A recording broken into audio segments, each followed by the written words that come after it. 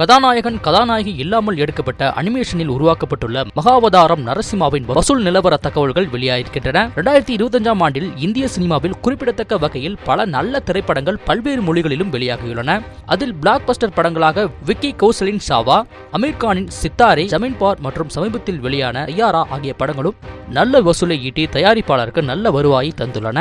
இதற்கு மத்தியில்தான் 2 மணி நேரம் 10 நிமிடங்கள் கொண்ட கதாநாயகன் கதாநாயகி யாரும் இல்லாமல் அனிமேஷனில் தயாரிக்கப்பட்டுள்ள மகாவதாரம் நரசிம்மா என்ற திரைப்படம் வெறும் 4 கோடியில் மட்டுமே உருவாக்கப்பட்டது.